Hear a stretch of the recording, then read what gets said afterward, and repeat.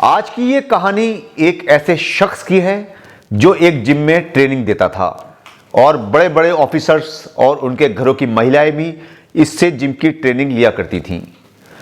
फिर अचानक एक दिन ये जिम से गायब हो जाता है और पुलिस की लंबी तलाश के 4 महीने के बाद ये पुलिस के हाथ लगता है और पुलिस इसे लेकर डीएम कंपाउंड पहुंचती है और फिर पुलिस को वहां से जो चीज बरामद होती है वो पुलिस महकमे में तहलका मचा देती है। अस्सलाम वालेकुम, नमस्कार, आदाब, सत श्री अकाल। मैं हूं आपके साथ नबील अख्तर और इस वक्त आप देख रहे हैं क्राइम हलचल। कहानी 24 जून 2024 को शुरू होती है। दरअसल कानपुर के सिविल लाइंस एरिया में एक परिवार रहा करता था। परिवार के मुखिया राहुल गुप्ता एक बड़े कारोबारी थे। घर में उनकी पत्नी एकता उनके साथ रहती थी। इनके 2 बच्चे थे, जिनमें एक की उम्र 10 साल और दूसरे की 12 साल थी। एकता को अपनी फिटनेस बनाने के लिए जिम करने का बहुत शौक था, जिसके लिए उन्होंने ग्रीन पार्क में एक जिम ज्वाइन कर रखा था। वो रोजाना सुबह ही सुबह जिम के लिए निकल जाती थी। 24 जून 2024 को भी एकता रोजाना की तरह ही जिम के लिए घर से निकली, लेकिन हर रोज की तरह वो वापस लौटकर नहीं आ पाई। जब एकता काफी वक्त तक भी वापस घर नहीं पहुंची तो उनके पति राहुल उन्हें ढूंढने के लिए जिम जा पहुंचे, जहां पर पता चलता है कि एकता अपने जिम ट्रेनर विमल सोनी के साथ कहीं गई हैं। जिसके बाद राहुल वापस घर आ गए, लेकिन जब शाम तक भी एकता का कुछ पता नहीं चल पाया तो राहुल ने पुलिस कंप्लेन दर्ज करवा दी। राहुल का आरोप था कि एकता के जिम ट्रेनर विमल सोनी ने एकता को कोई नशीली चीज दी और उसके बाद नशे में ही उसे अपनी गाड़ी में डालकर अपने साथ ले गया।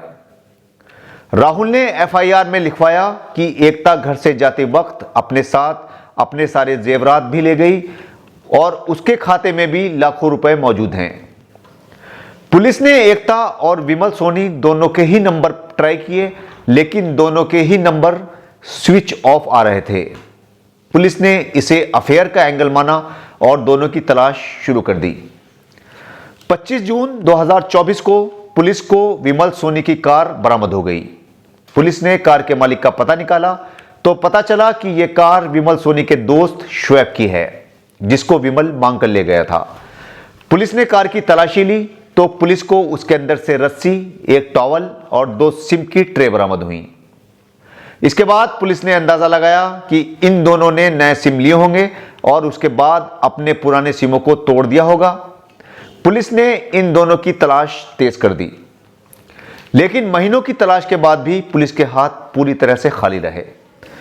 वहीं दूसरी ओर मीडिया में पुलिस की इस नाकामी को खूब उछाला गया, जिससे पुलिस और भी ज्यादा प्रेशर में आ गई। पुलिस की कई टीमें इन दोनों की तलाश के लिए लगा दी गईं। 26 अक्टूबर 2024 को पुलिस ने राहुल को फोन करके बताया कि विमल सोनी को उन्होंने अरेस्ट कर लिया है, वो फौरन थाने पहुंच जाएं। भागते दौड़ते राहुल गुप्ता अपने भाई हिमांशु को लेकर कोतवाली पहुंचे, जहां पर पुलिस ने उन्हें बताया कि विमल का कहना है कि उसने एकता का मर्डर कर दिया है। यह सुनते ही राहुल दहाड़े मार मार कर रोने लगे। पुलिस ने विमल से पूछा कि एकता की लाश कहां है, तो वो पुलिस को अलग अलग जगह ले जाकर उन्हें बरगलाता रहा। पुलिस ने उस पर सख्ती की तो उसने पुलिस को बताया कि उसने एकता की लाश को डीएम कंपाउंड में गाड़ दिया है। पुलिस को उसकी बात पर यकीन नहीं आया, क्योंकि कोई शख्स किसी लाश को उस जगह पर गाड़ने की हिम्मत कैसे कर सकता है जहां पर डीएम खुद रहते हों। पुलिस डीएम कंपाउंड में जाने की हिम्मत नहीं कर पा रही थी, लेकिन विमल बार बार यही बात कह रहा था कि उसने एकता को मारकर उसकी लाश को डीएम कंपाउंड में ही गाड़ दिया है। पुलिस ने विमल को बताया कि वो जिम में ट्रेनिंग देता था। वहां पर कई अमीर घरों की औरतें भी जिम करने आती थीं। वो उनको जो एनर्जी ड्रिंक देता था उनमें वो नशे की गोलियां डालकर महिलाओं को पिलाता था। कुछ वक्त के बाद वो नशे की आदी हो जाती थी और वो उन औरतों को काबू में कर लेता था। उसने बताया कि एकता गुप्ता का कत्ल करने से पहले उसने उसे भी एनर्जी ड्रिंक में नशीला लिक्विड दिया था। उसके बाद उसने उसका मर्डर कर दिया। पुलिस उसे लेकर डीएम कंपाउंड पहुंचती है और काफी मशक्कतों के बाद एकता की लाश वहां से बरामद कर ली गई। लाश के नाम पर पुलिस को एकता का कंकाल ही बरामद हो पाया। पुलिस ने डीएम आवास में लगे सीसीटीवी कैमरे चेक किए तो विमल सोनी उसमें आता हुआ नजर आया। वो 45 मिनट तक डीएम कंपाउंड में ही रुका था। उसने 45 मिनट में ही 8 फीट का गहरा गड्ढा खोदकर एकता को उसमें दबा दिया। पुलिस ने विमल से पूछा कि एकता उसके संपर्क में कैसे आई, तो पुलिस की पूछताछ में उसने बताया कि वो कानपुर के अधिकारियों का जिम ट्रेनर था, जिसके चलते अक्सर वो सभी के घरों में आता जाता था। जब वो उन्हें जिम की ट्रेनिंग देता था तो एकता उसे बड़े ही प्यार से ताका करती थी। कुछ दिनों बाद एकता ने उससे कहा कि वो भी जिम करना चाहती है, क्या वो उसे जिम ट्रेनिंग दे देगा। विमल इसके लिए तैयार हो गया और एकता ने जिम ज्वाइन कर लिया। विमल ने पुलिस को बताया कि इसी बीच इन दोनों में प्यार हो गया और ये दोनों एक दूसरे से मिलने लगे। विमल का कहना है कि इसी बीच उसका रिश्ता कहीं पर तय हो गया, जिसकी भनक जब एकता को लगी तो उसने उससे लड़ना शुरू कर दिया। इन दोनों के बीच हाथापाई होने लगी और विमल ने एकता के चेहरे पर मुक्का मार दिया। विमल का कहना है कि एक घूंसा लगते ही एकता जमीन पर गिर गई और उसकी मौत हो गई। वो बुरी तरह से घबरा गया और उसने उसकी लाश को कार में डाला और डीएम कंपाउंड में उसे दफना दिया। विमल ये सोचकर चल रहा था कि डीएम कंपाउंड ही लाश दफनाने के लिए सबसे सेफ जगह रहेगी। यहां पर जल्दी से लाश होने का कोई शक नहीं कर पाएगा। हालांकि 4 महीने बाद एकता की लाश मिलने पर जमीन के अंदर से सिर्फ कंकाल ही बरामद हुआ है। एकता के पति ने उसकी टी शर्ट और लोवर से उसकी पहचान की। पुलिस की पूछताछ में विमल ने यह भी बताया कि एकता उसकी शादी हो जाने से उससे नाराज थी। वहीं दूसरी ओर एकता के पति राहुल ने पुलिस पर आरोप लगाया है कि वो पहले दिन से ही ये बात कह रहा था कि उसकी पत्नी का किडनैप कर लिया गया है, लेकिन पुलिस लगातार यही बात मानकर चल रही थी कि ये प्रेम प्रसंग का मामला है। ये दोनों अपनी मर्जी से गए हैं और अब वही हुआ जिसका अंदाजा उसे 4 महीने पहले ही लग चुका था।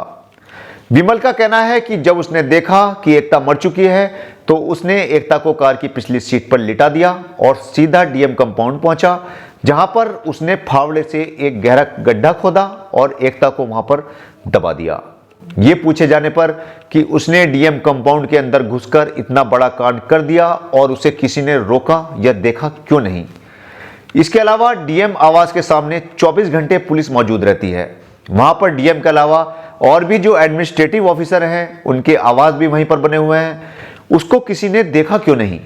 इस पर विमल ने बताया कि वो वहां के अफसरों को जिम की ट्रेनिंग देता था, इसलिए उसका यहां पर खूब आना जाना था। इसी के चलते उसे किसी ने रोका नहीं और उसने लाश को आराम से दफना दिया।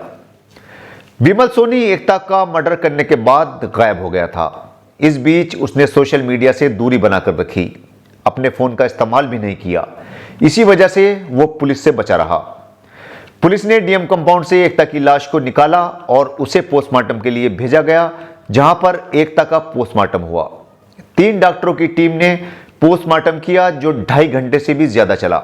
पोस्टमार्टम के दौरान डॉक्टरों को एकता की कई हड्डियां गायब मिली।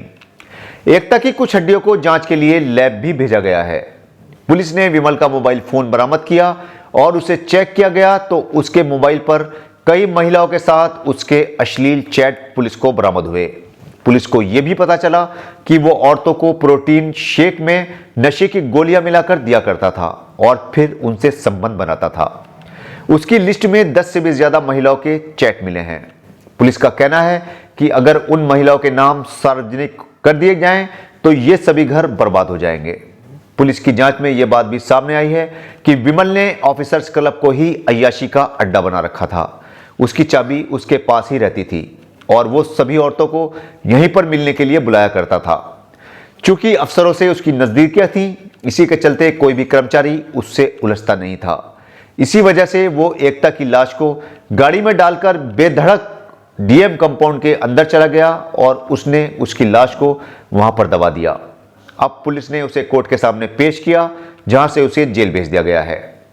इस तरह से विमल सोनी ने एक हंसते खेलते परिवार को बर्बाद करके रख दिया और जिम ट्रेनर जैसे प्रोफेशनल पेशे को भी कलंकित करके अपने साथ साथ और भी जिमों के ट्रेनर्स को भी शक के घेरे में लाकर खड़ा कर दिया। कल आपसे फिर मुलाकात होगी एक नई कहानी के साथ। तब तक अपना और अपने परिवार का अच्छी तरह से ख्याल रखिए और देखते रहिए क्राइम हलचल विद नबील अख्तर। जय हिंद।